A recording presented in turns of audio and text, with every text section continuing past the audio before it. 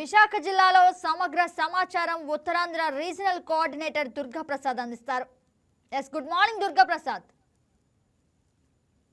Morning గగన ఏదైతే విశాఖలో మనం చూసినట్టయితే ఈ రోజు జిల్లా కలెక్టర్ హరేందర్ ప్రసాద్ నేతృత్వంలో ఉత్తరాంధ్ర ఆరాధ్య దైవం కొడుతున్న ఈ వరాహ లక్ష్మీ నరసింహస్వామి సింహాచలం ఆలయంలో అయితే ప్రత్యేక ఒక మీటింగ్ కూడా నిన్న ఏర్పాటు చేశారు. ఈ రోజు దానికి సంబంధించి కూడా ఒక మీటింగ్ ఏర్పాటు చేయబోతున్నారు. ఏప్రిల్ 25న అత్యంత వైభవంగా ఆరాధించే సింహాచల నరసింహస్వామి చందనోత్సవ కార్యక్రమానికి భక్తులు భారీగా హాజరవుతారు. గత ఏడాది జరిగిన అనుభవాల దృష్ట్యా ఈ ఏడాది మాత్రం చాలా ప్రభుత్వాన్ని చాలా సీరియస్ గా తీసుకుంది. ఎందుకంటే గతంలో ఏదైతే వేసవి దృష్ట్యా జరిగినప్పుడు ఒక షెల్టర్ ఏర్పాటు చేస్తారు, తాత్కాలిక షెల్టర్ అది ఏర్పాటు చేసిన సమయం తర్వాత భక్తులు ఒకేసారి జరిగినప్పుడు ప్రమాదం జరిగి కొంతమంది మరణించిన సంగతి అందరికీ తెలిసింది. ఈ నేపథ్యంలో ప్రభుత్వం దీనిపై ముందుగానే ప్రణాళిక చేసింది.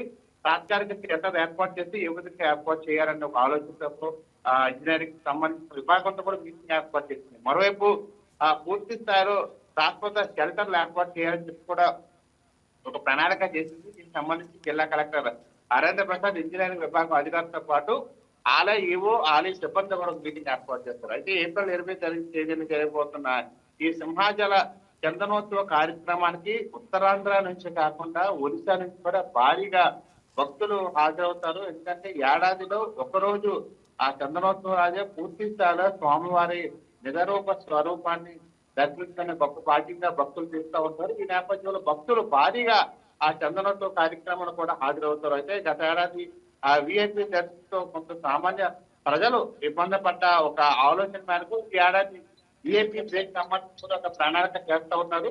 సామాన్య భక్తులకి పెద్దపీట వెయ్యాలని చెప్పి కూడా ముందస్తు ప్రణాళిక చేస్తా ఉన్నారు. అయితే గత ఏడాది జరిగిన ఏదైతే ప్రమాదం ఉందో దాని దృష్ట్యా ఈ ఏడాది ఎటువంటి ఇబ్బందులు రాకుండా పూర్తి స్థాయిలో అటు మంచినీరు వసతి కావచ్చు.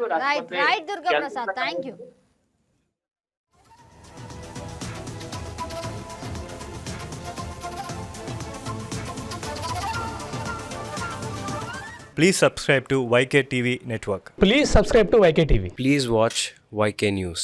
Don't forget to subscribe YK News channel.